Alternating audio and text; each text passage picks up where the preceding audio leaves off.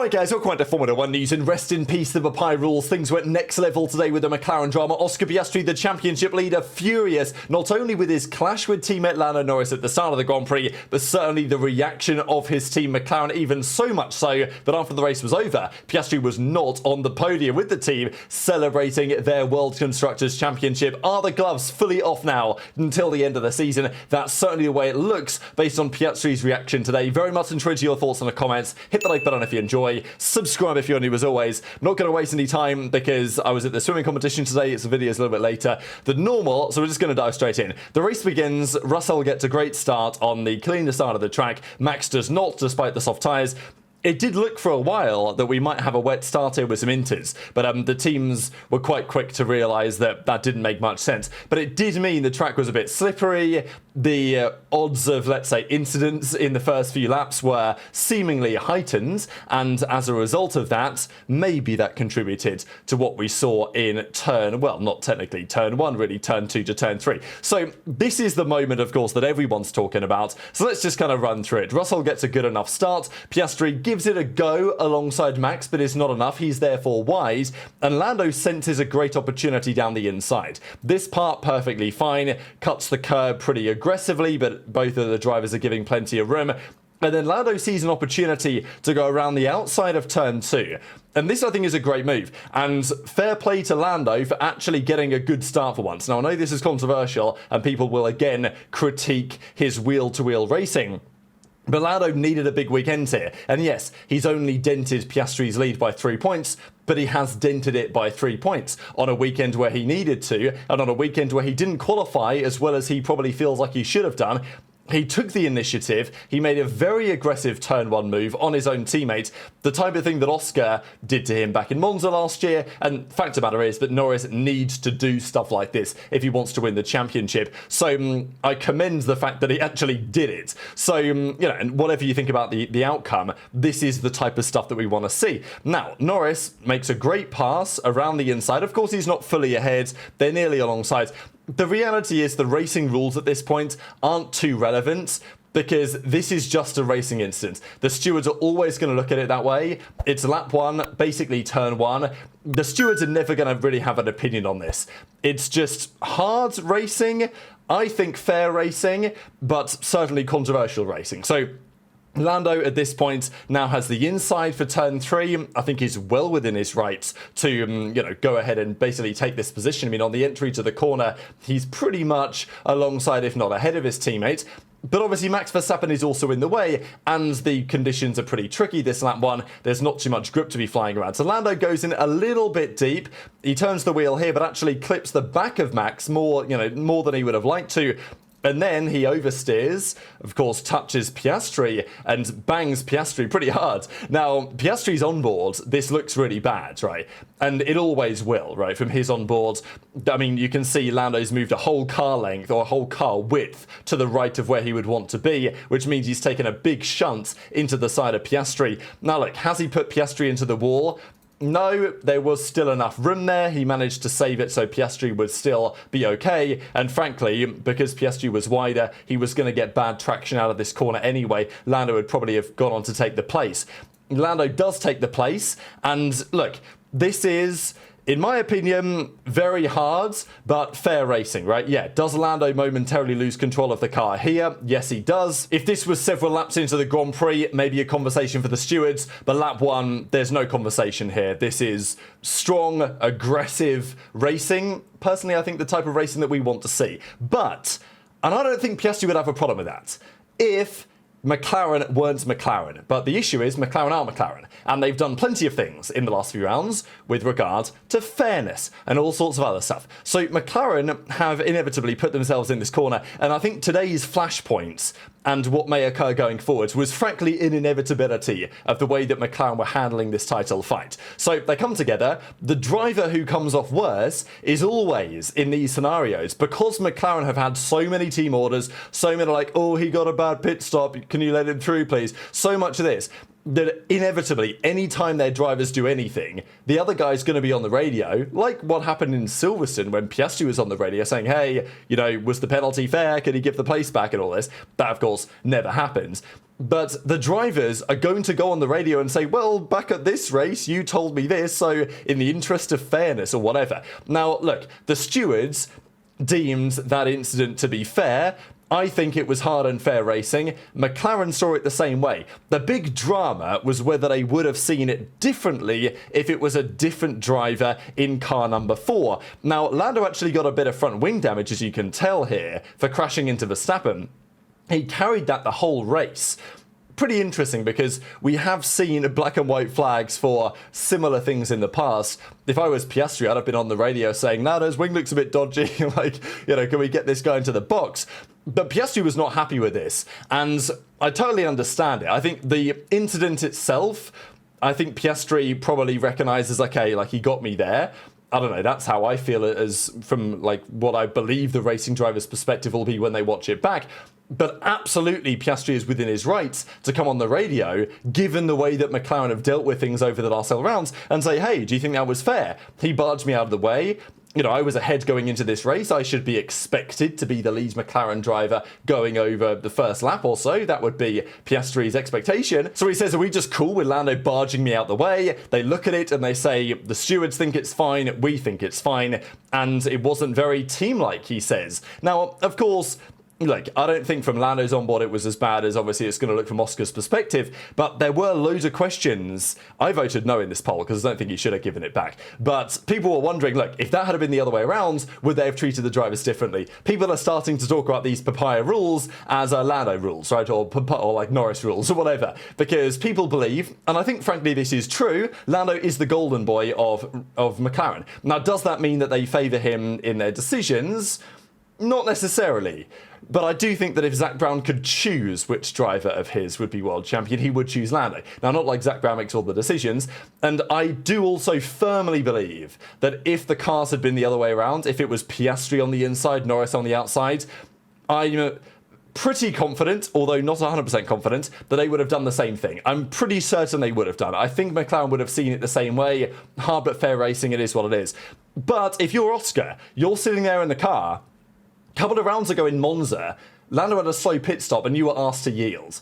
And he conceded, right? He did it because he felt like that was in his best interest. But a couple of rounds later, he's now calling out his race engineer and saying, look, that's not fair because this overtake happens.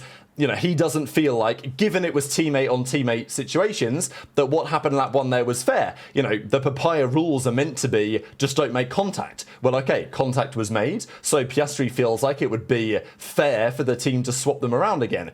Now, whatever your opinion on that is, the reality is Piastri is to some extent justified in suggesting this because of the way that McLaren have handled and tried to baby their drivers all season. Well, it's time to come to an end on that front, and I think probably it will. I think Piastri realises today that yielding to those team orders in the past and potentially whatever might happen in the future is not so aligned with him trying to realise his ambition of becoming the world champion. And he still is the favourite to do so. But I don't expect Piastri will be so willing to listen to the Papaya rules going forwards because he believes that today his understanding of the Papaya rules was to some extent broken by the lap 1 drama. Now look, if you look at any other era in Formula 1, even very recently, or even frankly today, any other team, this wouldn't be a conversation, right? Okay, let's say Ferrari, lap 1, Leclerc is where Piastri is, Hamilton is where Norris ends up being, they have exactly the same incident. You think Ferrari's telling them to swap back? No way, right? It is what it is, you crack on with it, and I don't think either driver would complain about that. But I think in the case of McLaren, the way that they've handled things, okay, obviously in the moment, Leclerc is going to say, oh, that was unfair. But I think at the end of the race, they will understand it. Whereas in Oscar's case, he will definitely be going to bed tonight thinking, these Papaya rules, I've had enough. Now, the reason why we're talking so much about this is because basically nothing else happened, right? Russell drove away, and they all pitted, and that was it. Now, Hamilton lost a couple of places at the start. He then was in great position to actually gain them back on a really interesting strategy they ran. He put the soft tyres on at the end and was flying until he wasn't flying, and, something else was flying, some sparks, some of his brakes. We'll get to that in a second. Of course, there was the disqualification for the Williams. Gasly was at the back, but really nothing happened, right? So it was all about the McLaren drama. This was on lap 36. Again, they've swapped to the hard tyres. Nothing's really going on at this point. And, there was a couple of pit stops in here. Piastri got a slow stop at one point, and it didn't cost him anything because the gap to the Ferrari was big enough that it wasn't really relevant. Lap 53, Norris was putting some good pressure on Verstappen. Again, look at that, front wing angle. Look, it didn't fall off. It hadn't fallen off for 53 laps. It wasn't going to fall off. There was no kind of black and white flag danger there, but I'm sure Piastri might have thought about it. Hamilton at this point, lap 53, was closing up at a sizable rate of knots to Antonelli. Eventually got the move done on Leclerc, but that was largely because Leclerc's brakes were cooked, as it turned out were Hamilton's as well. So that was kind of the exciting story at the end of the Grand Prix. Masterclass, George Russell. He's had such a torrid time at Singapore the last few years. He turns up to Singapore this year and kills it from start to finish. The only driver this season on the grid with a 100% pole to win conversion rate, which he's done in Canada and now in Singapore. Max had a difficult time with the car. He was saying, well, loads of issues, right? Downshifting as always, and plenty of other things with the brakes and everything. So, Max, again, stellar job to still get second. Not the result that Max wanted today. He will feel like needed to win that. But Russell was frankly untouchable. The Mercedes, they did their thing where one weekend a year they just go God mode, and maybe next year will be more than that. But it was pretty impressive that Mercedes were so good this weekend, really, given the conditions that wouldn't usually expect to be seen. But they were not expecting this to be a good track for them, Mercedes, and all of a sudden it's pretty great. They did, I think, bring a small upgrade this weekend. As to be fair to Red Bull, lap 59, Hamilton is now within 6/10 of Antonelli, but as soon as he gets close into the dirty air and he tries to keep pushing, the brakes just fail on him. So sparks are flying everywhere, and he could not control the car. There's basically 3 laps to go. Hamilton was all over the road because his brakes had failed. Now, Leclerc said that he was struggling with brake issues all race. And again, it's like, oh my God, how clown show are Ferrari, right? Like, yes, all the teams have to manage temperatures. They have to manage stuff like this. But both Ferraris had major brake issues because of the temperature, right? They were struggling bad. And Hamilton was aware that the temperatures were high, but his dashboard on his steering wheel was telling him that all was okay, all within operable ranges. His team on the radio weren't like, all right, Lewis, you've got to back down or we're literally going to blow up. But they did blow up. So he had about 3 rounds to nurse this car home. I didn't think he was going to make it, but he did find a way to just get it over the line at the same time that Charles Leclerc was kind of talking to his engineer, and he was saying, look, I've got 200 meters of lift and coast I'm doing. Like, stop complaining at me, please. Hamilton... It was interesting because they gave him a penalty for leaving the track without a justifiable reason multiple times. Now, of course, as far as he's concerned, he might say, well, it was a justifiable reason. My brakes were shot and I could not keep the thing on the road. Which is, fair. I think the amount of times he left the track, I understand where there was a penalty there. I think Hamilton will feel pretty fortunate that he even got a couple of points at the end of the race. But, he drove a fair race. He drove a great race, really. But again, Ferrari are just shocking, like absolutely shocking. Charles Leclerc was furious after this Grand Prix as well, having had just such a bad weekend. We'll get back to the McLaren stuff, though, in a second. I just want a quick word on Max, because seconds... Look, he doesn't want seconds, but seconds to a non-McLaren, probably he'll think, all right, 6 rounds to go, 3 sprints in there as well. It's tough, right? I mean, he's taken a 6-point dent out of Piastri. It's not bad. It's not what he needs. He needs 10 a weekend. He's taken 6. Look, at the end of the day, he's still going to need a Piastri DNF at some point to win it. So I think in some sense, not that much has changed. The question for me is this just where McLaren are now, or is this just a little bit of a phase? Because there have been some questions, and I get it. Were McLaren doing something dodgy at the start of the season? How come their car now all of a sudden doesn't look so good? I think the last few tracks haven't been tracks that suit them greatly. They tend to gain a lot of time in, medium speeds, high speed corners, whereas around this circuit where it's a lot about traction, it does seem that Singapore, we know this, does take a toll on cars that seem to be particularly dominant. It has a history of doing so, whether it's just the nature of the track or whatever. But the McLaren, notably enough, yesterday in qualifying was only 1,000th of a second faster than it went last year, and that's with the resurfacing. So this year's McLaren was a slower car around Singapore than last year's McLaren. That is very interesting. Whichever way you slice it, that is very interesting. And if that remains true, then Max shouldn't count himself out just yet, because again, he did a great job managing everything and maximised what was possible today after Russell led away from the line. Nothing was going to happen after that. So the final positions were as follows. Russell wins the Singapore Grand Prix, Max second, Lando third, Piastri ends up fourth, Antonelli holds on to fifth, Leclerc, Hamilton, Alonso, although that did swap in the end, Alonso got seventh, Ollie Behrman with a great couple of points for Haas, Carlos Sainz to the Williams, rounded out despite, great job from the Williams guys given where they qualified yesterday to still get pretty competitive in terms of the points. But yeah, as we say, there was that drama with Alonso. He was on the radio. Eventually, Hamilton gets the penalty. But this is what I wanted to get into, right? Because, Oscar was not a happy man. And like this, I respect the level of winning mentality here out of Oscar, really, because, he was... how many laps? 62 laps, right? After what had happened on lap 1. And he was still definitely feeling the energy. Now, what is notable about this clip is that Zak Brown was on the radio, right? Zak Brown was on the radio because they just won the Constructors. Now, of course, everyone has known they were winning the Constructors for months. So it's like, oh, wow, congrats, McLaren. Like, yeah, we know. But the point is that this is meant to be a big race for them. All they needed was a podium. They just needed to outscore enough. And yeah, they were going to get it. Zach says, Oscar, back-to-back world champions, good race, tough race, and thanks for your help and all this. And then Zach just gets cut off. Like, Piastri doesn't care. He doesn't want to listen to what he has to say. He just disconnects the radio and says, basically, shut up, Zach. I'm not interested. And I think that's kind of fair, to be honest. When the drama kind of went next level, to be fair, is because they went up on the podium having won the championship and celebrated. And, Lando's here, the rest of the team are here. But there is no Oscar Piastri, and the reason why there's no Oscar Piastri, there's obviously plenty of Zak Brown, the reason why there's no Oscar Piastri is because he's still in the media pen, right? He's still doing the work. Now, there's a few sides of this story, right? Because many would say, initially people thought, oh, damn, Oscar hasn't turned up, like, is he that furious? No, the team hasn't waited for him, kind of seems like that.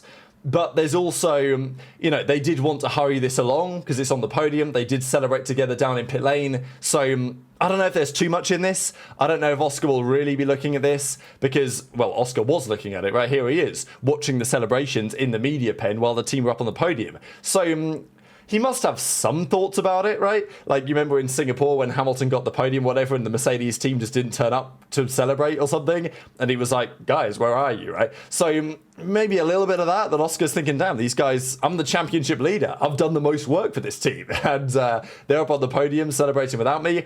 But I think there was some pressure to kind of wrap it up and everything. I don't think there's too much in that, but there probably is a little something in that. So Zak Brown says, like all race weekends, you review everything. It looks like Max and Lando touched or had to check up. It was an exciting turn 3 incident. Racing, tough racing. When you've got 3 or 4 cars stacked up, that's going to happen. We're probably going to go more in depth tomorrow back at the factory. Jenson Button thinks that, it's hard racing, which I'm inclined to agree. I think the person during the race who had the best take on it really was Ted Kravitz, who came on the radio and said, look, this would not be an issue if it wasn't for the way that McLaren have handled things over the last several months. Now, Lando gave his own perspective on this. He responded and said, the aggression paid off, the aggression, the forward thinking. And he was asked, well, you're aggressive on your teammate. And he was like, well, I hit Max, wasn't aggressive on my teammate deliberately. Of course, I wouldn't intentionally crash with Oscar.